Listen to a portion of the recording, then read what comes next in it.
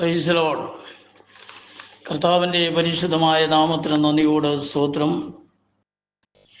അനുഗ്രഹിക്കപ്പെട്ടതായ നല്ല സമയത്തിനായിട്ട് ദൈവത്തെ അത്യധികമായി സ്തുതിക്കുന്നു.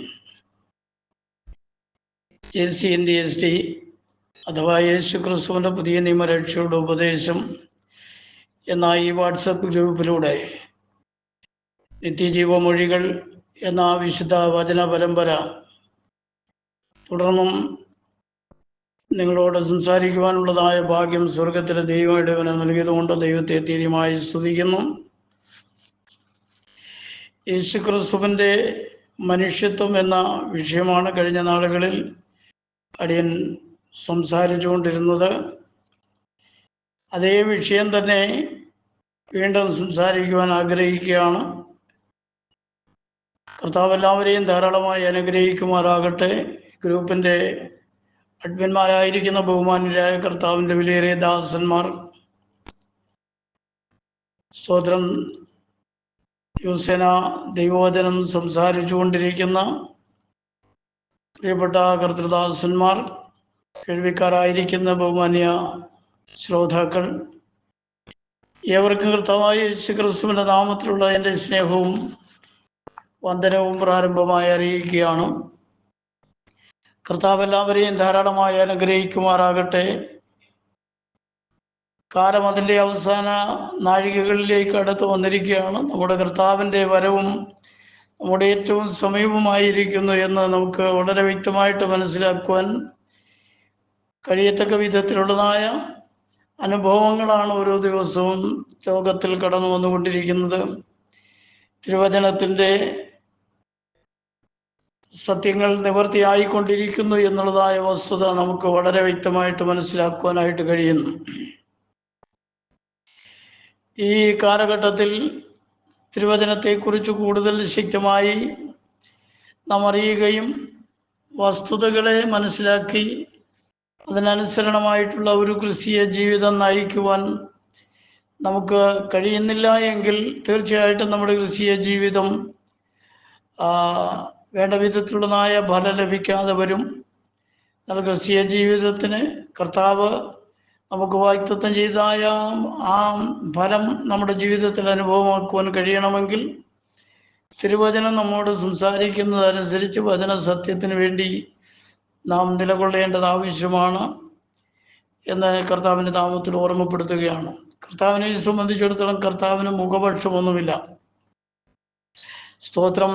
ഓരോരുത്തരും ശരീരത്തിലിരിക്കുമ്പോൾ ചെയ്യുന്നത് നല്ലതാകലും തീയതാകലും തക്കവണ്ണം പ്രാപിപ്പാനാണ് ഒരിക്കൽ ക്രിസ്തുവിൻ്റെ ന്യായാസനത്തിന് മുൻപാകെ സകലരും വെളിപ്പെട്ട് വരേണ്ടതായിട്ടുള്ളത്. അങ്ങനെ ക്രിസ്തുവിൻ്റെ ന്യായാസനത്തിൻ്റെ മുൻപാകെ വെളിപ്പെട്ട് വരുമ്പോൾ സ്തോത്രം, ദൈവവചനം പറയുന്നു, സ്തോത്രം, ചിലർ നിത്യജീവനായും ചിലർ നിത്യലജ്ജയ്ക്കും നിത്യ നിന്ദയ്ക്കുമായിട്ട് എഴുന്നേറ്റ് വരുവാനിടയായി തീരുമെന്ന് ദൈവത്തിൻ്റെ വചനത്തിലൂടെ കാണുവാൻ കഴിയുന്നു. അതുകൊണ്ട് സ്തോത്രം, നിത്യജീവനായിട്ട് നാം എഴുന്നേൽക്കുവാൻ തക്കവണ്ണം നമ്മുടെ ആത്മീയ ജീവിതത്തെ ഈ നാടുകളിൽ ക്രമപ്പെടുത്തി സത്യവചനത്തെ യഥാർത്ഥമായി പ്രസംഗിച്ചും സത്യവചനത്തിൽ വിശ്വസിച്ച് സത്യോപദേശത്തിന് വേണ്ടി നിലനിൽക്കുവാൻ കഴിയുന്നുവെങ്കിൽ മാത്രമാണ് തീർച്ചയായിട്ടും നമുക്ക് ആ നിത്യ സന്തോഷത്തിൽ നിത്യരാജ്യത്തിൽ എത്തിച്ചേരുവാൻ കഴിയുന്നത്. സകല പ്രിയപ്പെട്ടവരും അതിനായിട്ട് കൂടുതൽ സ്തോത്രം ശ്രദ്ധയോടെ കർത്താവിൻ്റെ നാമത്തിൻ്റെ മഹത്വത്തിനായി പ്രവർത്തിക്കണമെന്ന് കർത്താവിൻ്റെ നാമത്തിൽ പ്രാരംഭമായി ഓർമ്മപ്പെടുത്തുവാൻ ആഗ്രഹിക്കുകയാണ്. കർത്താവ് എല്ലാവരെയും ധാരാളമായി അനുഗ്രഹിക്കുമാറാകട്ടെ. കഴിഞ്ഞ ഏതാണ്ട് 18 എപ്പിസോഡുകളിലായി യേശു ക്രിസ്തുവിൻ്റെ മനുഷ്യത്വം എന്ന വിഷയം നാം ചിന്തിച്ചു കൊണ്ടിരിക്കുകയാണല്ലോ. സ്തോത്രം. കർത്താവായ യേശു ക്രിസ്തുവിൻ്റെ വിവിധങ്ങളാകുന്ന ശുശ്രൂഷകൾ അഥവാ പദവികൾ സ്തോത്രം കർത്താവിൻ്റെ മനുഷ്യത്വത്തിലൂടെ വെളിപ്പെടുത്തുവാൻ സ്വർഗത്തിലെ ദൈവം സഹായിച്ചിട്ടുണ്ട്. സ്തോത്രം. സർവശക്തനായ ദൈവം മനുഷ്യവർഗത്തിൻ്റെ പാപത്തിൻ്റെ പരിഹാരത്തിനായി ഒരു യാഗമായി തീരുവാൻ താൻ മനുഷ്യവേഷം എടുത്ത് ലോകത്തിൽ ജഡത്തിൽ വെളിപ്പെട്ടു വന്നവനാണ് യേശു ക്രിസ്തു എന്ന് വളരെ വ്യക്തമായിട്ട് നമുക്ക് പഠിക്കുവാനായിട്ട് കഴിഞ്ഞിട്ടുണ്ട്. അനേക പ്രിയപ്പെട്ടവർ വ്യത്യസ്തങ്ങളാകുന്ന വ്യാജ സന്ദേശങ്ങൾ ലോകത്തിന് നൽകുമ്പോൾ സത്യോപദേശം എന്താണെന്ന് തിരിച്ചറിഞ്ഞ് സത്യത്തിനു വേണ്ടി നാം നിലകൊള്ളേണ്ടത് ആവശ്യമാണ്. സത്യം നാം അറിയുകയും സത്യത്തിനു വേണ്ടി നിലനിൽക്കുകയും ചെയ്യുന്നുവെങ്കിൽ മാത്രമേ സത്യം നമ്മെ സ്വതന്ത്രമായി ആത്മീയ ജീവിതം നയിക്കുവാനായിട്ട് സഹായിക്കുകയുള്ളൂ. അപ്പം അതുകൊണ്ട് സത്യത്തിനു വേണ്ടി നാം എപ്പോഴും സ്തോത്രം കൂടുതൽ യത്നിക്കുന്നവരായിരിക്കണമെന്ന് കർത്താവിൻ്റെ നാമത്തിൽ ഓർമ്മപ്പെടുത്തുകയാണ്. യേശുക്രിസ്തു യഥാർത്ഥ ദൈവവും പൂർണ്ണ മനുഷ്യനുമാണ് എന്ന് നാം ചിന്തിക്കുകയുണ്ടായി. അവൻ്റെ രാജാവ് എന്ന പദവിയെക്കുറിച്ചാണ് കഴിഞ്ഞ പ്രാവശ്യം നാം ചിന്തിക്കുവാനിടയായി തീർന്നത്. സ്തോത്രം. ഇന്നും അതേക്കുറിച്ച് തന്നെ ചില കാര്യങ്ങൾ ഓർമ്മപ്പെടുത്തുവാനായിട്ട് താല്പര്യപ്പെടുകയാണ്. കർത്താവ് എല്ലാവരെയും അനുഗ്രഹിക്കുമാറാകട്ടെ. വളരെ പ്രാർത്ഥനയോടും വളരെ ശ്രദ്ധയോടും തിരുവചനം ശ്രദ്ധിക്കുവാനായിട്ട് കർത്താവിൻ്റെ നാമത്തിൽ ഓർമ്മപ്പെടുത്തുകയാണ്. യേശുക്രിസ്തു നിത്യരാജാവാണ് എന്ന് വിശുദ്ധ തിരുവെഴുത്ത് നമ്മെ പഠിപ്പിക്കുന്നു. അതേക്കുറിച്ച് ചില കാര്യങ്ങൾ നമുക്ക് ചിന്തിക്കുവാനായിട്ട് താല്പര്യപ്പെടുകയാണ്. പ്രാരംഭമായി പ്രവചന ഭാഗത്തിൽ നിന്ന് ചില കാര്യങ്ങൾ ഓർമ്മപ്പെടുത്തുവാൻ താല്പര്യപ്പെടുന്നു. ദാനിയേലിന്റെ പ്രവചനം 2-ാം അധ്യായത്തിന്റെ 44-45 വേദഭാഗങ്ങളാണ് പ്രാരംഭമായിട്ട് വായിക്കുവാൻ താല്പര്യപ്പെടുന്നത്. അതിങ്ങനെയാണ് രേഖപ്പെടുത്തിയിരിക്കുന്നത്. ഈ രാജാക്കന്മാരുടെ കാലത്ത് സ്വർഗസ്ഥനായ ദൈവം ഒരു നാളും നശിച്ചു പോകാത്ത ഒരു രാജ്യത്വം സ്ഥാപിക്കും. ആ രാജ്യത്വം വേറെ ഒരു ജാതിക്കും ഏൽപ്പിക്കപ്പെടുകയില്ല. അത് ഈ രാജ്യത്വങ്ങളെ ഒക്കെയും തകർത്ത് നശിപ്പിക്കുകയും എന്നേക്കും നിലനിൽക്കുകയും ചെയ്യും എന്നതിൻ്റെ 44-ാമത്തെ വാക്യഭാഗത്തിൽ കാണുവാൻ കഴിയുന്നു. ഇത് നെബൂഖദ്നേസർ രാജാവിൻ്റെ കാലഘട്ടത്തിൽ സ്തോത്രം താൻ കണ്ട ദർശനത്തെക്കുറിച്ച് അഥവാ സ്തോത്രം സ്വപ്നത്തെക്കുറിച്ച് കർത്താവിൻ്റെ ദാസനായ ദാനിയേൽ അത് വിശദീകരിച്ചു കൊടുക്കുന്നതിനെ സംബന്ധിച്ചാണ് നമുക്കിവിടെ കാണുവാൻ കഴിയുന്നത്. സ്തോത്രം സ്വപ്നം വ്യാഖ്യാനിക്കുവാൻ രാജ്യത്ത് മറ്റാരെയും കാണാതെ വന്നപ്പോൾ കർത്താവിൻ്റെ ദാസനായ ദാനിയേൽ തന്നെ സ്വപ്ന വ്യാഖ്യാനം നടത്തുവാനായിട്ട് കടന്നു വരികയും രാജാവ് കണ്ട സ്വപ്നത്തെ സംബന്ധിച്ച് സ്വപ്നം എന്നതാണെന്നൊന്നും ഞാൻ കൂടുതൽ വിശദീകരിക്കുവാനായിട്ട് താല്പര്യപ്പെടുന്നില്ല. വേദപഠിതാക്കളായിരിക്കുന്ന ദൈവമക്കൾക്ക് എല്ലാവർക്കും അറിയാവുന്ന കാര്യമാണല്ലോ. അതുകൊണ്ട് രാജാവിൻ്റെ ആ സ്വപ്നത്തെക്കുറിച്ചുള്ളതായ വ്യാഖ്യാനത്തിൽ കർത്താവിൻ്റെ ദാസൻ അതിൻ്റെ 44-ാം വാക്യഭാഗത്തിൽ പറഞ്ഞിരിക്കുന്നത് ഇങ്ങനെയാണ്: ഈ രാജാക്കന്മാരുടെ കാലത്ത് സ്വർഗസ്ഥനായ ദൈവം ഒരു നാളും നശിച്ചു പോകാത്ത ഒരു രാജ്യത്വം സ്ഥാപിക്കും. ആ രാജ്യത്വം വേറെ ഒരു ജാതിക്കും ഏൽപ്പിക്കപ്പെടുകയില്ല. അത് ഈ രാജ്യത്വങ്ങളെ ഒക്കെയും തകർത്ത് നശിപ്പിക്കുകയും എന്നേക്കും നിലനിൽക്കുകയും ചെയ്യും എന്ന് നമുക്ക് കാണുവാൻ കഴിയുന്നു. ആ കർത്താവിനാൽ സ്ഥാപിക്കപ്പെടുന്നതായ രാജ്യത്വത്തിൻ്റെ ഭരണാധികാരി നാം സേവിക്കുന്നവനായ നമ്മുടെ കർത്താവായ യേശുക്രിസ്തു ആകുന്നു എന്ന് തിരുവെഴുത്തുകളിലൂടെ നമുക്ക് വളരെ വ്യക്തമായിട്ട് നമുക്ക് പഠിക്കുവാൻ കഴിയുന്നു. അവൻ്റെ രാജ്യത്വം എന്നേക്കും നിലനിൽക്കുന്ന രാജ്യത്വമാണ് എന്നും അവിടെ കാണുവാൻ കഴിയുന്നു. സ്തോത്രം. അതിൻ്റെ 45-ാമത്തെ വാക്യഭാഗത്തിൽ ഇങ്ങനെയാണ് രേഖപ്പെടുത്തിയിരിക്കുന്നത്: കൈ തൊടാതെ ഒരു കല്ല് പർവ്വതത്തിൽ നിന്നും പറഞ്ഞു വന്ന് ഇരുമ്പും താമ്രവും കളിമണ്ണും വെള്ളിയും പൊന്നും തകർത്ത് കളഞ്ഞതായിട്ട് കണ്ടതിൻ്റെ താല്പര്യമോ ദൈവം മേലാൽ സംഭവിപ്പാനുള്ളത് രാജാവിനെ അറിയിച്ചിരിക്കുന്നു. സ്വപ്നം നിശ്ചയവും അർത്ഥം സത്യവുമാകുന്നു എന്ന് കർത്താവിന്റെ ദാസൻ രാജാവിനെ ഓർമ്മപ്പെടുത്തുവാനിടയായി തീർന്നു. സ്തോത്രം. ഇവിടെ താമ്രവും കളിമണ്ണും വെള്ളിയും പൊന്നുമൊക്കെ ആയിട്ടുള്ള ഒരു സ്വർണബിംബത്തെ കുറിച്ചാണ് രാജാവ് കണ്ട കാഴ്ച. ആ കാഴ്ചയ്ക്ക് ഉള്ള വ്യാഖ്യാനമാണ് കർത്താവിന്റെ ദാസൻ നൽകുവാനിടയായി തീർന്നു. ഈ സാമ്രാജ്യ ശക്തികളെയാണ് താമ്രവും കളിമണ്ണും വെള്ളിയും പൊന്നുമൊക്കെ ആയിട്ട് കാണപ്പെടുന്നത്. ഈ സാമ്രാജ്യ ശക്തികളെയെല്ലാം തകർത്ത് കളഞ്ഞിട്ട് ഒരിക്കലും നശിച്ചു പോകാത്ത ഒരു നിത്യ രാജ്യത്വം സർവശക്തനായ ദൈവം സ്ഥാപിക്കുമെന്നുള്ളതാണ് ആ സ്വപ്നത്തിലൂടെ കർത്താവ് രാജാവിനെ അറിയിക്കുവാനിടയായി തീർന്നത് എന്ന് ദാനിയേൽ വ്യാഖ്യാനിച്ച് സംസാരിക്കുന്നതായിട്ടാണ് നമുക്കിവിടെ കാണുവാൻ കഴിയുന്നത്.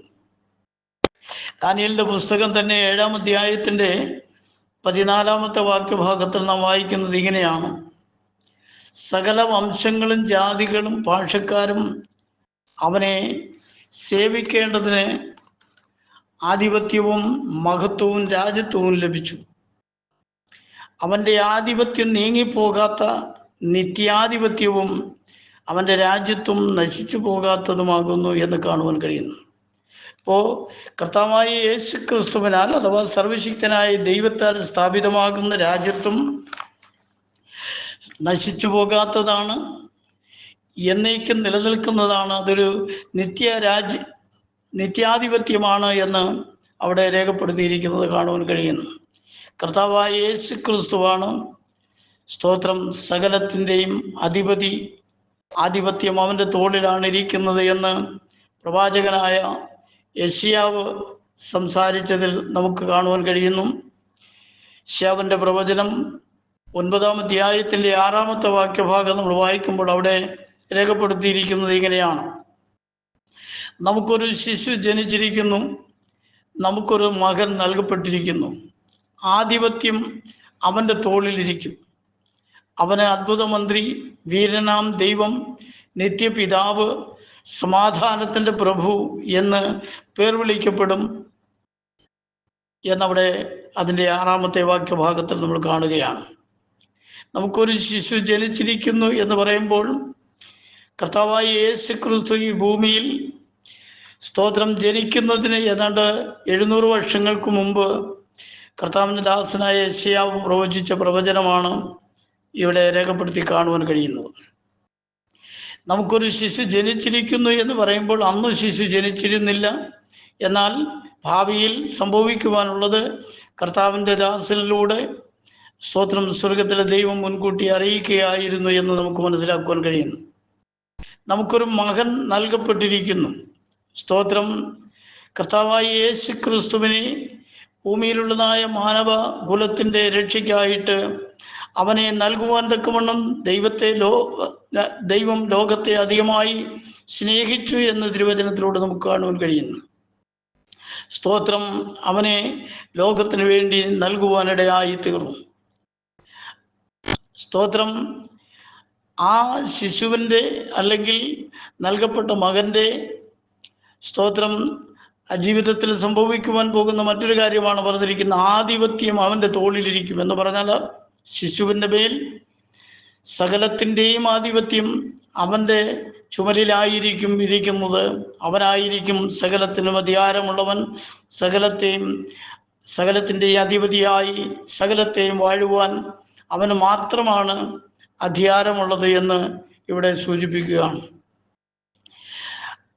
അവൻ്റെ സ്തോത്രം, അവൻ അത്ഭുതമന്ത്രി, വീരനായ ദൈവം, നിത്യപിതാവ്, സമാധാനത്തിൻ്റെ പ്രഭു എന്ന് പേർ വിളിക്കപ്പെടും എന്നും അവിടെ നമുക്ക് കാണുവാൻ കഴിയുന്നു. സ്തോത്രം.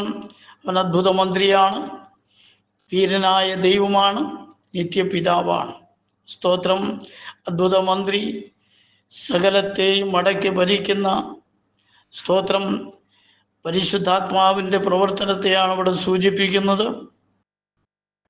വീരനായ ദൈവം സ്തോത്രം സകല ശത്രുവിനെയും കീഴടക്കി ആധിപത്യം സ്ഥാപിക്കുന്ന ഒരു ദൈവത്തെയാണ് നമുക്ക് കാണുവാൻ കഴിയുന്നത്.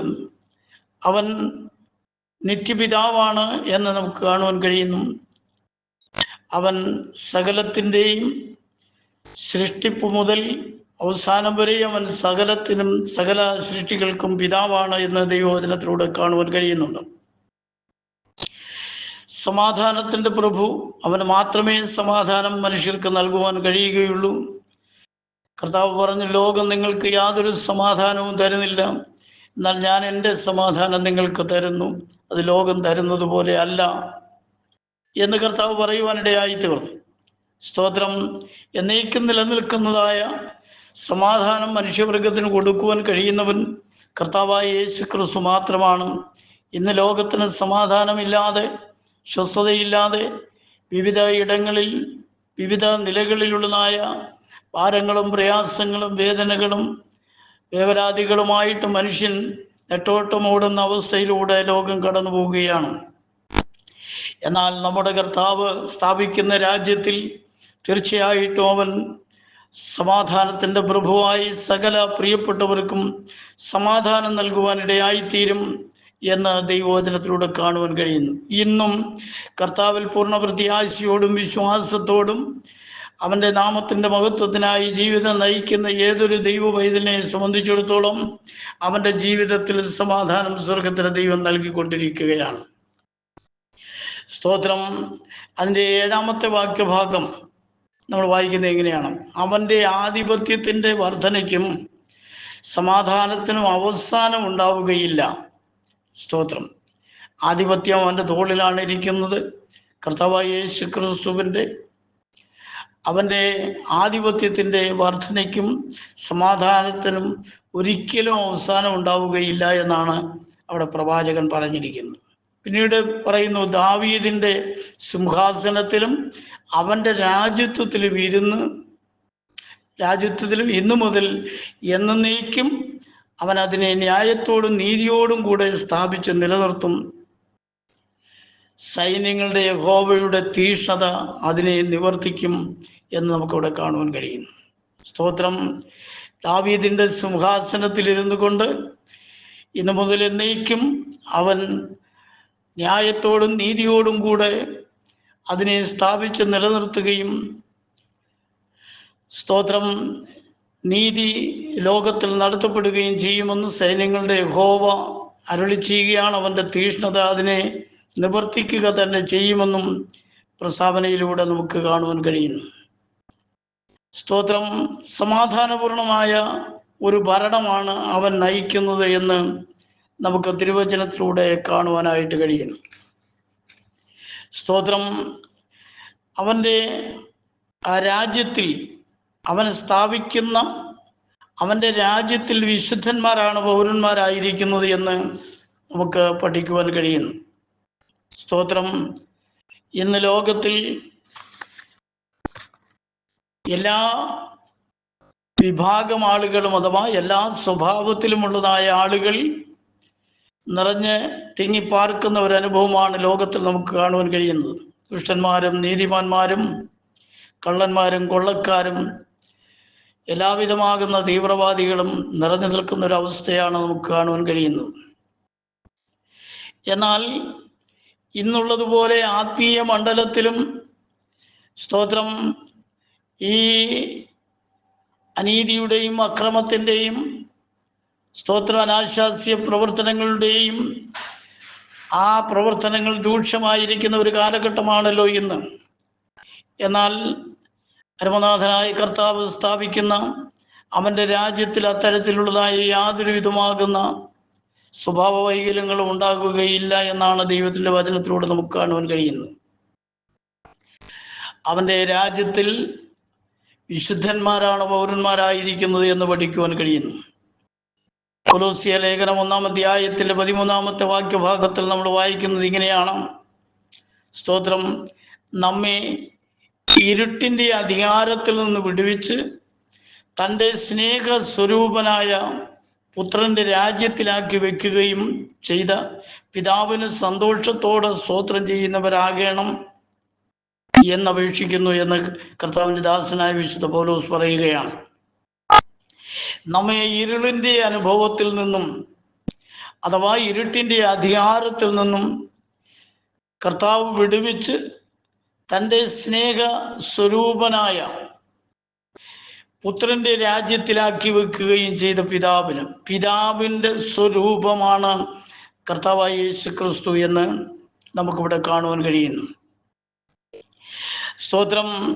പിതാവിൻ്റെ സ്വന്തം രൂപത്തിൽ വെളിപ്പെട്ടു വന്നവനായ കർത്താവായ യേശു ക്രിസ്തുവിൻ്റെ രാജ്യത്തിൽ സ്തോത്രം നമ്മെ ഓരോരുത്തരെയും നിലനിർത്തുമെന്നും അതുകൊണ്ട് സന്തോഷത്തോടെ നമ്മുടെ കർത്താവിന് സ്തോത്രം ചെയ്യുന്നവരായിരിക്കണം നാം ഓരോരുത്തരും, അഥവാ മഹത്വം കൊടുക്കുന്നവരായിരിക്കണം നാം ഓരോരുത്തരും എന്നാണ് ദൈവവചനത്തിലൂടെ കാണുവാൻ കഴിയുന്നത്. ദൈവനാമ മഹത്വത്തിനായിട്ടുള്ള ഒരു ആത്മീയ ജീവിതമായിരിക്കണം നാം ഓരോരുത്തരും നയിക്കപ്പെടേണ്ടത്. സ്തോത്രം. ധനസമ്പാദനത്തിനും ലോകപരമായ പേരിനും പ്രശസ്തിക്കും ലോകത്തിൻ്റെ മാർഗങ്ങളിലൂടെ ജീവിച്ച് ലോകത്തിൽ ആഡംബരങ്ങളോടെ ജീവിക്കാമെന്ന് ആഗ്രഹിക്കുന്ന വ്യക്തി ജീവിതങ്ങൾക്ക് ഈ ലോകത്തിൽ അത്തരത്തിലുള്ളതായ അനുഭവങ്ങളിലൂടെ കടന്നു പോകുവാൻ കഴിയും. ഇന്ന് ആത്മീയ മണ്ഡലം സ്തോത്രം അത്തരക്കാരുടെ ഒരു വലിയ നിരയെ നമുക്ക് കാണുവാനായിട്ട് കഴിയുന്നുണ്ട്. അങ്ങനെ കടന്നു പോകുന്നവരെ സംബന്ധിച്ച് കർത്താവ് ഈ ഭൂമിയിലായിരിക്കുമ്പോൾ തന്നെ കൊടുത്ത ഉപമ ധനികനായ മനുഷ്യന്റെ അവസ്ഥയാണ്. എന്നാൽ ദരിദ്രനായ ലാസർ എന്ന് പറയുന്ന കുഷ്ഠരോഗി സ്തോത്രം അവൻ്റെ മേശയിങ്കൽ നിന്ന് വീഴുന്നതായ അപ്പക്കഷണങ്ങൾ പെറുക്കി നായ്ക്കളോടൊപ്പം കഴിഞ്ഞുകൂടിയ വ്യക്തിയായിരുന്നു ലാസർ. എങ്കിലും ധനികനായ മനുഷ്യൻ കടന്നു എന്ന സ്ഥാനത്തേക്കല്ല ലാസർ കടന്നുപോയത്.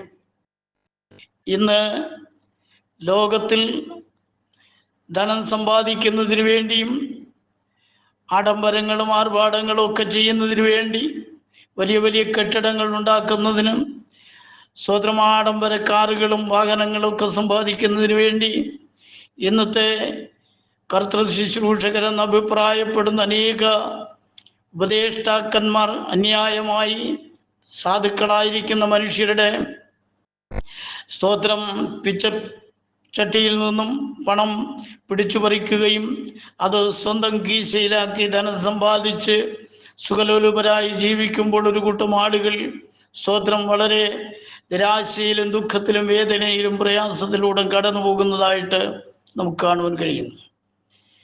അതുകൊണ്ട് സ്തോത്രം ഇന്നത്തെ ആത്മീയ ലോകം അങ്ങനെ കടന്നു പോകുമ്പോൾ എന്നാൽ യഥാർത്ഥമായി സത്യദൈവത്തെ അറിയേണ്ടും പോലെ അറിയുവാൻ ആഗ്രഹിക്കുന്ന ഒരു കൂട്ടം ആളുകൾ ഈ ഭൂമിയിലുണ്ട്. എന്നാൽ അവരെയൊക്കെയും ഈ ലോകം പുച്ഛിച്ച് തള്ളുകയാണ്. സത്യത്തിന് വേണ്ടി നിലകൊള്ളുവാൻ താല്പര്യപ്പെടുന്നതായ പാവപ്പെട്ടവരായ ജനത്തെ അവഹേളിക്കുന്ന ഒരു അനുഭവമാണ് ഇന്ന് ലോകത്തിൽ നിലനിൽക്കുന്നത്. അവരെ ഒരുപക്ഷെ സ്തോത്രം കുറച്ചാളുകൾ മാത്രമേ അവരുടെ കൂട്ടങ്ങളിലുള്ളൂ. 4 or 5 പേരോ ഒക്കെ വെച്ചും കൊണ്ട് ഒരു സഭ നടത്തുന്നു, അതിന് വളർച്ചയില്ല എന്നൊക്കെ അപമാനിക്കുന്നതായ അപമാന ആക്ഷേപ വാക്കുകൾ കേൾക്കുവാൻ കഴിയുന്നുണ്ട്. അവരെ യേശുക്രിസ്തുവിൻ്റെ നാമക്കാരെന്ന് പറഞ്ഞ് കളിയാക്കാറുണ്ട്. തീർച്ചയായിട്ടും സ്തോത്രം കർത്താവ് പറഞ്ഞത് 2 or 3 പേർ എൻ്റെ നാമത്തിൽ കൂടി വരുന്നവരുടെ മധ്യത്തിൽ ഞാൻ ഉണ്ട് എന്നാണ്. ആളുകളുടെ വലിപ്പം കണ്ടുകൊണ്ടല്ല കർത്താവ് പ്രവർത്തിക്കുന്നത്. ചെറിയ കൂട്ടത്തോട് കർത്താവ് കരുണ കാണിക്കുന്നു എന്ന് ദൈവവചനത്തിലൂടെ കാണുവാൻ കഴിയുന്നു. സ്തോത്രം. അതുകൊണ്ട് ഒരുപാട് ജനം ഞങ്ങളുടെ കൂടെ ഉണ്ട്, ഞങ്ങൾ അത്ഭുതങ്ങൾ പ്രവർത്തിക്കുന്നു, അടയാളങ്ങൾ പ്രവർത്തിക്കുന്നു, ഞങ്ങൾ ഇന്ന വിധത്തിലുള്ളതായ ആളുകളാണെന്നൊക്കെ സ്വയം അഭിമാനിക്കുന്നവരുണ്ട്. പക്ഷേ സ്തോത്രം സകലവിധമാകുന്ന വ്യാജ പ്രവർത്തനത്തെയും വെളിച്ചത്ത് കൊണ്ടുവരുന്നതായ ഒരു നാൾ വരുന്നു എന്ന് ഓർത്തുകൊള്ളുക. കർത്താവ് ഇപ്രകാരം പറഞ്ഞു, നിങ്ങൾ ഇതൊക്കെ ചെയ്തിട്ടും ഞാൻ മിണ്ടാതെ ഇരുന്നപ്പോൾ ഞാനും നിങ്ങളെപ്പോലെ ഉള്ളവരെന്ന് നിങ്ങൾ കരുതി എങ്കിൽ നിങ്ങൾക്ക് തെറ്റി. ഇതൊക്കെ നിങ്ങളുടെ കണ്ണിന് മുമ്പിൽ ഒരു നാളിൽ ഞാൻ നിരത്തി വയ്ക്കും. ദൈവത്തെ മറക്കുന്നവരെ ഇത് ഓർത്തുകൊള്ളുക. ഇല്ലെങ്കിൽ ഞാൻ നിങ്ങളെ കീറിക്കളയും, വിടുവിപ്പാൻ ആരും ഉണ്ടാവുകയില്ല എന്ന് ദൈവവചനത്തിലൂടെ നമുക്ക് കാണുവാൻ കഴിയുകയാണ്. സ്തോത്രം. അതുകൊണ്ട് പ്രിയമുള്ള ദൈവമക്കളെ, സ്തോത്രം, നമ്മെ ഇരുട്ടിന്റെ അധികാരത്തിൽ നിന്ന് വിടുവിച്ച് തൻ്റെ സ്നേഹ സ്വരൂപനായ പുത്രന്റെ രാജ്യത്തിലാക്കി വെക്കുകയും ചെയ്ത പിതാവിന് സന്തോഷത്തോടെ സ്തോത്രം ചെയ്യുന്നവരായിരിക്കണം ഓരോ ദൈവ പൈതലും. സ്തോത്രം. അതിൻ്റെ 14-ാമത്തെ വാക്യഭാഗത്തിൽ നാം കാണുന്നത്, അവനിൽ നമുക്ക് പാപമോചനം എന്ന വീണ്ടെടുപ്പുണ്ട്. സ്തോത്രം. കർത്താവായ യേശു ക്രിസ്തുവിൽ മാത്രമാണ് പാപമോചനം എന്ന വീണ്ടെടുപ്പുള്ളത്. അവൻ നമ്മെ വീണ്ടെടുക്കുന്നതിന് വേണ്ടിയാണ് ജഡത്തിൽ വെളിപ്പെട്ടു വന്നത്, മനുഷ്യത്വം സ്വീകരിച്ച് ലോകത്തിലേക്ക് കടന്നു വന്നത്. അവൻ്റെ മനുഷ്യത്വമാണ് നമുക്ക് വേണ്ടി യാഗമായി തീരുവാൻ ഇടയായി തീർന്നത് എന്ന വസ്തുത നാം മറന്നു പോകുവാൻ ഇടയാകരുത്. സ്തോത്രം. അതിൻ്റെ 15-ാമത്തെ വാക്യഭാഗത്തിൽ നമ്മൾ വായിക്കുന്നത് ഇങ്ങനെയാണ്, അവൻ അദൃശ്യനായ ദൈവത്തിൻ്റെ പ്രതിമയും സർവ്വ സൃഷ്ടിക്കും ആദ്യജാതനുമാകുന്നു എന്നാണ്. നമുക്ക് കാണുവാൻ കഴിയാത്തതായ, നമുക്ക് ദർശിക്കുവാൻ കഴിയാത്തതായ, ആത്മാവും അദൃശ്യനുമായ സർവശക്തനായ ദൈവത്തിൻ്റെ നമുക്ക് കാണുവാൻ കഴിയുന്ന രീതിയിൽ ദൈവം വെളിപ്പെടുത്തിയ ഒരു പ്രതിമയാണ് കർത്താവായ യേശു ക്രിസ്തു. സ്തോത്രം. എന്നാൽ സർവ്വ സൃഷ്ടിക്കും ആദ്യജാതനാകുന്നു എന്നാണ് നമുക്കവിടെ കാണുവാൻ കഴിയുന്നത്. സൃഷ്ടികളൊക്കെ ഉണ്ടാകുന്നതിന് മുമ്പേ ഉണ്ടായിരുന്നവനാണ് നമ്മുടെ കർത്താവ്. സ്തോത്രം. പിന്നീട് നമ്മൾ വായിക്കുമ്പോൾ സ്വർഗത്തിലുള്ളതും ഭൂമിയിലുള്ളതും ദൃശ്യമായതും അദൃശ്യമായതും സിംഹാസനങ്ങളാകട്ടെ, കർത്തൃത്വങ്ങളാകട്ടെ, വാഴ്ചകളാകട്ടെ, അധികാരങ്ങളാകട്ടെ, സകലവും അവൻ മുഖാന്തരം സൃഷ്ടിക്കപ്പെട്ടു, അവൻ മുഖാന്തരവും അവനായിട്ടും സൃഷ്ടിക്കപ്പെട്ടിരിക്കുന്നു എന്നാണ് ദൈവവചനത്തിലൂടെ നമുക്ക് പഠിക്കുവാൻ കഴിയുന്നത്. സ്തോത്രം. ആകാത്ത വിധത്തിലുള്ളതായ ഉപദേശങ്ങൾ ജനത്തെ പഠിപ്പിച്ച് തെറ്റായ മാർഗങ്ങളിലൂടെ പലരും നയിക്കുമ്പോൾ സത്യവചനത്തെ യഥാർത്ഥമായി പ്രസംഗിച്ചുകൊണ്ട് ലജ്ജ കൂടാതെ കർത്താവിൻ്റെ തിരുമുമ്പിൽ നിൽക്കുവാൻ യോഗ്യന്മാരായിരിക്കണം കർത്താവിൻ്റെ വിലയേറിയ ദാസന്മാർ എന്നാണ് ദൈവവചനത്തിലൂടെ നമുക്ക് പഠിക്കുവാൻ കഴിയുന്നത്. നമ്മുടെ കർത്താവ് അദൃശ്യനായ ദൈവത്തിൻ്റെ പ്രതിമയാണ്, സർവ്വ സൃഷ്ടിക്കും ആദ്യജാതനാണ്. പിന്നീട് നമ്മളവിടെ കാണുന്നത് സ്വർഗത്തിലുള്ളതും ഭൂമിയിലുള്ളതും നമുക്ക് ദൃശ്യമായതും അദൃശ്യമായതും സിംഹാസനങ്ങളാകട്ടെ, കർത്തൃത്വങ്ങളാകട്ടെ, വാഴ്ചകളാകട്ടെ, അധികാരങ്ങളാകട്ടെ, സകലവും അവൻ മുഖാന്തരം സൃഷ്ടിക്കപ്പെട്ടു. കർത്താവായ യേശു ക്രിസ്തു മുഖാന്തരമാണ് ഇതെല്ലാം സൃഷ്ടിക്കപ്പെട്ടത് എന്ന് ദൈവവചനത്തിലൂടെ കാണുന്നു. അവൻ മുഖാന്തരവും അവനായും സൃഷ്ടിക്കപ്പെട്ടിരിക്കുന്നു എന്നാണ് ദൈവവചനത്തിലൂടെ നമുക്ക് കാണുവാൻ കഴിയുന്നത്. പ്രിയമുള്ള ദൈവമക്കളെ, നമ്മുടെ കർത്താവ് അദൃശ്യനായ ദൈവത്തിൻ്റെ ദൃശ്യമായ രൂപമാണ് എന്ന് നാം മനസ്സിലാക്കണം. നമ്മെ വീണ്ടെടുക്കുന്നതിന് വേണ്ടി അവൻ ജഡത്തിൽ വെളിപ്പെട്ടു വന്നവനാണ് കർത്താവായ യേശു ക്രിസ്തു എന്ന് വളരെ വ്യക്തമായിട്ട് തിരുവചനം നമ്മെ പഠിപ്പിക്കുകയാണ്. സ്തോത്രം. അവൻ്റെ രാജ്യത്വത്തെ സംബന്ധിച്ച് മറ്റൊരു കാര്യം പ്രവാചക പുസ്തകത്തിൽ കാണുന്നത് ഇങ്ങനെയാണ്. 72-ാമത്തെ സങ്കീർത്തനം 10-11 വാക്യഭാഗങ്ങൾ നമ്മൾ വായിക്കുമ്പോൾ, തർശീസിലെയും ദ്വീപുകളിലെയും രാജാക്കന്മാർ കാഴ്ച കൊണ്ടുവരട്ടെ, സെബയിലെയും രാജാക്കന്മാർ കപ്പം കൊടുക്കട്ടെ, സകല രാജാക്കന്മാരും അവനെ നമസ്കരിക്കട്ടെ, സകല ജാതികളും അവനെ സേവിക്കട്ടെ. സ്തോത്രം. ഇവിടെ കർത്താവ് ഭൂമിയിലായിരിക്കുമ്പോൾ കർത്താവ് തൻ്റെ ശിഷ്യന്മാരോട് പറഞ്ഞത്, സ്തോത്രം, ന്യായപ്രമാണ പുസ്തകത്തിലും പ്രവാചക പുസ്തകങ്ങളിലും സങ്കീർത്തനങ്ങളിലും എന്നെക്കുറിച്ച് എഴുതിയിരിക്കുന്നു. സ്തോത്രം. ഇവിടെ കർത്താവിനെ കുറിച്ച് എഴുതിയിരിക്കുന്ന കാര്യമാണ്. തർശീസിലെയും ദ്വീപുകളിലെയും രാജാക്കന്മാർ കാഴ്ച കൊണ്ടുവരട്ടെ, സഭയിലെയും രാജാക്കന്മാർ കപ്പം കൊടുക്കട്ടെ, സകല രാജാക്കന്മാരും അവനെ നമസ്കരിക്കട്ടെ, സകല ജാതികളും അവനെ സേവിക്കട്ടെ. സകല ജാതികളും അവനെ സേവിക്കുന്നതായ നാളുകൾ അതിവിദൂരമല്ല എന്ന് വളരെ വ്യക്തമായിട്ട് നമുക്ക് വചനത്തിലൂടെ പഠിക്കുവാൻ കഴിയുന്നു. എന്നുള്ളതായ ലോകത്തിൻ്റെ സാഹചര്യങ്ങൾ അനുസരിച്ച് അധികം താമസിയാതെ തന്നെ കർത്താവ് സകല ജാതികളെയും ഭരിക്കുന്ന ഒരു ഭരണാധിപനായി മാറുവാൻ പോകുന്നു എന്ന് വളരെ വ്യക്തമായിട്ട് നമുക്ക് പഠിക്കുവാൻ കഴിയുന്നു. അവൻ രാജാതി രാജാവും കർത്താതി കർത്താവുമായ നമ്മുടെ ദൈവമായ യേശു ക്രിസ്തുവിൻ്റെ മുമ്പിൽ സകല ഭൂരാജാക്കന്മാരും കാഴ്ച കൊണ്ടുവരികയും അവന് കപ്പം കൊടുക്കുകയും ചെയ്യുമെന്നാണ് നമുക്ക് കാണുവാൻ കഴിയുന്നത്. നമ്മുടെ കർത്താവ് രാജാതി രാജാവും കർത്താതി കർത്താവുമാണ്. ആ ദൈവമായ കർത്താവിൻ്റെ മുൻപിൽ സകല രാജാക്കന്മാരും കാഴ്ച കൊണ്ടുവരികയും അവന് കപ്പം കൊടുക്കുകയും ചെയ്യും എന്ന് ദൈവവചനത്തിലൂടെ നമുക്ക് പഠിക്കുവാനായിട്ട് കഴിയുകയാണ്.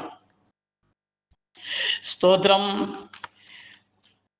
കർത്താവിൻ്റെ ദാസനായ വിശുദ്ധ പൗലോസ് പറയുന്നത്, അവൻ അഥവാ യേശു ക്രിസ്തു ധന്യനായ ഏകാധിപതിയും കർത്താതി കർത്താവും താൻ മാത്രം അമർത്യതയുള്ളവനും അടുത്തുകൂടാത്ത വെളിച്ചത്തിൽ വസിക്കുന്നവനും മനുഷ്യരാരും കാണാത്തവനും കാണുവാൻ കഴിയാത്തവനുമാകുന്നു എന്നാണ്. യേശു ക്രിസ്തു ധന്യനായ ഏക അധിപതിയാണ്. സകലത്തിൻ്റെയും ആധിപത്യം, സർവാധിപത്യം അവൻ്റെ തോളിലാണ് ഇരിക്കുന്നത്. അവൻ്റെ ആധിപത്യത്തിന് ഒരിക്കലും അവസാനം ഉണ്ടാവുകയില്ല. അത് നശിച്ചു പോകാത്തതും എന്നേക്കും നിലനിൽക്കുന്നതുമാകുന്നു എന്ന് പ്രവാചകന്മാർ മുൻകൂട്ടി പറഞ്ഞിട്ടുണ്ട്. സ്തോത്രം. അവൻ കർത്താതി കർത്താവാണ്. താൻ മാത്രമാണ് അമർത്യതയുള്ളവൻ എന്ന് പറഞ്ഞാൽ മർത്യനല്ലാത്തവൻ, ദൈവമായവൻ. സ്തോത്രം. അവൻ അടുത്തുകൂടാത്ത വെളിച്ചത്തിൽ വസിക്കുന്നവനാണ്. മനുഷ്യരാരും കാണാത്തവനും കാണുവാൻ കഴിയാത്തവനുമാകുന്നു. എന്നാൽ തക്ക സമയത്ത് ആ പ്രത്യക്ഷത അവൻ വരുത്തുമെന്നും ദൈവവചനത്തിലൂടെ നമുക്ക് കാണുവാൻ കഴിയുന്നു. സ്തോത്രം. യേശുക്രിസ്തുവിൻ്റെ ദൈവത്വം അദൃശ്യമാകുന്നു. അവൻ ദാവീദിന്റെ വേരും വംശവുമാകുന്നു എന്ന് തിരുവചനത്തിലൂടെ നമുക്ക് കാണുവാൻ കഴിയുന്നു. വൃക്ഷത്തിന്റെ വേര് മണ്ണിന്റെ അടിയിൽ ആകുന്നത് കൊണ്ട് അത് നമുക്ക് കാണുവാൻ കഴിയുകയില്ലല്ലോ. അത് കർത്താവിൻ്റെ ദൈവത്വത്തെ സൂചിപ്പിക്കുന്നതാണ് എന്ന് പഠിക്കുവാൻ കഴിയുന്നു. ദൈവത്വം നമുക്ക് കാണുവാൻ കഴിയുന്നില്ല എന്നതുപോലെയാണ്. സ്തോത്രം. ആ വൃക്ഷം മണ്ണിനടിയിലായിരിക്കുമ്പോൾ വൃക്ഷത്തിൻ്റെ വേരും അതിനോട് ബന്ധപ്പെട്ടുള്ളതായ സ്തോത്രം ഭാഗങ്ങളൊന്നും നമുക്ക് കാണുവാൻ കഴിയുകയില്ല. എന്നാൽ വൃക്ഷത്തിൻ്റെ മുകൾ ഭാഗം മണ്ണിന് മുകളിലാകിയാൽ അത് കാണുവാൻ നമുക്ക് കഴിയും. സ്തോത്രം. ആ വൃക്ഷത്തിൻ്റെ മുകൾ ഭാഗം കർത്താവായ യേശു ക്രിസ്തുവിൻ്റെ മനുഷ്യത്വത്തെ സൂചിപ്പിക്കുമ്പോൾ വൃക്ഷത്തിൻ്റെ അടിഭാഗം മണ്ണിനടിയിൽ മനുഷ്യർക്ക് കാണുവാൻ കഴിയാത്ത വിധത്തിൽ കാണപ്പെടുന്ന ആ വൃക്ഷത്തിൻ്റെ വേരും അതിൻ്റെ ഭാഗങ്ങളെല്ലാം അവൻ്റെ ദൈവത്വത്തെ സൂചിപ്പിക്കുന്നു എന്നാണ് ദൈവവചനത്തിലൂടെ കാണുവാൻ കഴിയുന്നത്. അപ്പോ സ്തോത്രം. സർവശക്തനായ ദൈവം അവൻ സത്യദൈവമാണ്. അവനെ ആർക്കും കാണുവാൻ കഴിയുന്നില്ല. എന്നാൽ കാണത്തക്ക വിധത്തിൽ ലോകത്തിന് വെളിപ്പെടുത്തിയത് കർത്താവായ യേശു ക്രിസ്തുവാണ്.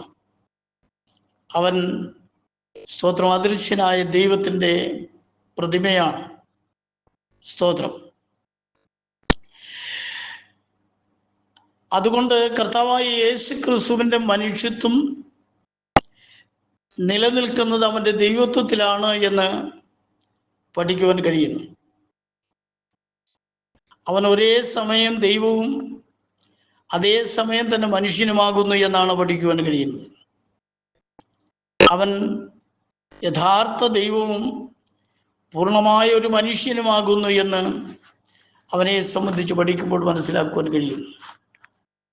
അതുകൊണ്ട് യേശുക്രിസ്തുവിൻ്റെ ദൈവത്വം എന്ന വിഷയത്തെ പോലെ തന്നെ അവൻ്റെ മനുഷ്യത്വം എന്ന വിഷയത്തിനും വളരെ പ്രാധാന്യമുണ്ട് എന്ന് തിരുവചനത്തിലൂടെ നമുക്ക് പഠിക്കുവാൻ കഴിയുകയാണ്. അതുകൊണ്ട് നമ്മുടെ കർത്താവും രക്ഷകനുമായ യേശു ക്രിസ്തു രാജാതി രാജാവും കർത്താതി കർത്താവുമാണ്. അവൻ്റെ രാജ്യത്വത്തിന് ഒരിക്കലും നീക്കം വരികയില്ല. എന്നേക്കും നിലനിൽക്കുന്ന ഒരു രാജ്യത്വം അവൻ ഇവിടെ സ്ഥാപിക്കും. സകല ജാതികളും സകല രാജാക്കന്മാരും സകല പ്രഭുക്കന്മാരും അവനെ സേവിക്കുവാനിടയായിത്തീരും. സകല ജാതികളും അവനെ സേവിക്കുമെന്നാണ് ദൈവവചനത്തിലൂടെ കാണുവാൻ കഴിയുന്നത്. ഇന്ന് കർത്താവിനെ സംബന്ധിച്ച് പറയുമ്പോൾ തന്നെ സ്തോത്രം, എതിർക്കുന്ന ആളുകളാണ് ഇന്ന് ബഹുഭൂരിപക്ഷവും ഉള്ളത്. എന്നാൽ ഇന്ന് എതിർക്കുന്നതായ ജാതികളും അന്ന് കർത്താവിൻ്റെ പാദപീഠത്തിൽ സാഷ്ടാംഗം വീണവനെ നമസ്കരിക്കുവാനിടയായിത്തീരുമെന്ന് ദൈവവചനം വളരെ വ്യക്തമായിട്ട് നമ്മെ പഠിപ്പിക്കുന്നു. അവൻ്റെ ആധിപത്യം സ്ഥാപിക്കുവാനുള്ളതായ സമയം ഏതാണ്ട് നമ്മോട് അടുത്തിരിക്കുകയാണ്. സ്തോത്രം. അതുകൊണ്ട് ഭൂലോകത്തിലുള്ളതായ സകല മാനവരും സകല ജാതികളും അരുമനാഥനായ കർത്താവിനെ രക്ഷകനായി സ്വീകരിക്കുന്നു എങ്കിൽ തീർച്ചയായിട്ടും അവൻ്റെ രാജ്യത്തിൽ നിത്യസന്തോഷം അനുഭവിക്കുവാൻ കഴിയും. അതിന് സാധിക്കാതെ പോയാൽ തീർച്ചയായിട്ടും നിരാശരായിത്തീരും, കർത്താവിനാൽ ഉപേക്ഷിക്കപ്പെടും, ന്യായവിധിക്ക് യോഗ്യരായിത്തീരും, കരച്ചിലും പല്ലുകടിയും അവിടെ ഉണ്ടാകുമെന്ന് ദൈവവചനം നമ്മെ പഠിപ്പിക്കുകയാണ്. കർത്താവിനോടുകൂടെ നിൽക്കുവാൻ കഴിയുന്നവർക്ക് നിത്യസന്തോഷവും, കർത്താവിനോട് കൂടെ നിൽക്കുവാൻ കഴിയാത്തവർക്ക് നിത്യ നിരാശയും നിത്യവേദനയുമാണ് ലഭിക്കുവാൻ പോകുന്നത്. അത് വരാതിരിക്കേണ്ടതിന് കർത്താവായ യേശു ക്രിസ്തുവിൽ വിശ്വസിച്ച് അവൻ്റെ നാമത്തിൽ സ്നാനമേറ്റ് പാപങ്ങളെ കഴുകിക്കളഞ്ഞ് വിശുദ്ധ ജീവിതം നയിക്കുവാൻ ഓരോ പ്രിയപ്പെട്ടവരെയും കർത്താവ് ധാരാളമായി അനുഗ്രഹിക്കുമാറാകട്ടെ എന്ന് പ്രാർത്ഥിക്കുന്നു. മറ്റൊരുത്തനിലും രക്ഷയില്ല. നാം രക്ഷിക്കപ്പെടുവാൻ ആകാശത്തിൻ്റെ കീഴിൽ മനുഷ്യരുടെ ഇടയിൽ നൽകപ്പെട്ട ഒരേ ഒരു നാമം കർത്താവായ യേശു ക്രിസ്തുവിൻ്റെ നാമമാണ്. ആ നാമത്തിൽ വിശ്വസിച്ച് ജീവരക്ഷ പ്രാപിക്കുവാൻ സകല പ്രിയപ്പെട്ടവരോടും ഈ വൈകിയ സമയത്ത് ഓർമ്മപ്പെടുത്തിക്കൊണ്ട് നമ്മുടെ കർത്താവായ യേശു ക്രിസ്തുവിൻ്റെ വരവ് നമ്മോട് അടുത്തിരിക്കുന്നത് കൊണ്ട് എല്ലാവരും അവൻ്റെ വരവിനെ എതിരേൽക്കുവാൻ ഒരുങ്ങിക്കൊള്ളുക എന്ന് ഓർമ്മപ്പെടുത്തിക്കൊണ്ട് ഞാൻ എൻ്റെ വാക്കുകൾ നിർത്തുന്നു. ദൈവം എല്ലാവരെയും ധാരാളമായി അനുഗ്രഹിക്കുമാറാകട്ടെ. എന്നീ വൈകിയ സമയത്ത് അല്പസമയം തിരുവചനത്തിലൂടെ സംസാരിക്കുവാൻ സ്വർഗത്തിലെ ദൈവം ഇളയമന ഭാഗ്യം നൽകിയത് കൊണ്ട് ദൈവത്തെ അധികമായി സ്തുതിക്കുന്നു. അതിനുള്ളതായ അവസരം ഒരുക്കി തന്ന ഈ ഗ്രൂപ്പിൻ്റെ അഡ്മിന്മാരായിരിക്കുന്ന ബഹുമാന്യ കർത്താവിൻ്റെ ദാസന്മാർക്കും സംഘാടകർക്കെല്ലാം കർത്താവിൻ്റെ നാമത്തിലുള്ള എൻ്റെ സ്നേഹവും നന്ദി അറിയിച്ചുകൊണ്ടും സർവ്വലഭനായിരിക്കുന്ന കർത്താവിന് സകല മാനവും മഹത്വവും കരയേറ്റിക്കൊണ്ട് ഞാൻ എൻ്റെ വാക്കുകൾ നിർത്തുന്നു. ദൈവം എല്ലാവരെയും ധാരാളമായി അനുഗ്രഹിക്കുമാറാകട്ടെ. നമുക്ക് നമ്മുടെ കണ്ണുകളെ അടയ്ക്കാൻ ഒരു വാക്ക് പ്രാർത്ഥിക്കാം. പരിശുദ്ധനായ ഞങ്ങളുടെ ദൈവമേ, സ്വർഗ്ഗീയ കർത്താവേ, അനുഗ്രഹിക്കപ്പെട്ടതായ നല്ല സമയത്തിനായിട്ട് നിന്നെ വാഴ്ത്തുന്നു, സ്തുതിക്കുന്നു. അല്പസമയം തിരുവചനവുമായിട്ട് തിരുമുമ്പിൽ നിൽക്കുവാൻ സ്വർഗത്തിലെ ദൈവം ഭാഗ്യം നൽകിയത് കൊണ്ട് സ്തോത്രം. കർത്താവെ, നിന്റെ മനുഷ്യത്വത്തെ സംബന്ധിച്ച് അടിനെ സംസാരിക്കുവാൻ ചില നാടുകളായിട്ട് നീ കൃപ ചെയ്തു. തുടർന്നും സംസാരിക്കുവാൻ കർത്താവ് കൃപ നൽകുമാറാകണം. നീ അടിന് വേണ്ടി ചെയ്ത എല്ലാ നന്മകൾക്കും ഉപകാരങ്ങൾക്കും സ്തോത്രം. കേൾവിക്കാരായിരിക്കുന്ന എല്ലാ പ്രിയപ്പെട്ടവരെയും നീ അനുഗ്രഹിക്കണമേ. സകല മഹത്വം അനുഗ്രഹിക്കട്ടെ. ഈ ഗ്രൂപ്പിനെ അനുഗ്രഹിക്കണം. എൻ്റെ ദാസന്മാരെ എല്ലാവരെയും അനുഗ്രഹിച്ചാട്ട് യേശു ക്രിസ്തുവിൻ്റെ തന്നെയുള്ള നാമത്തിൽ തന്നെ ആമേൻ. Praise the Lord. Hallelujah. Glory. സ്തോത്രം, സ്തോത്രം, സ്തോത്രം.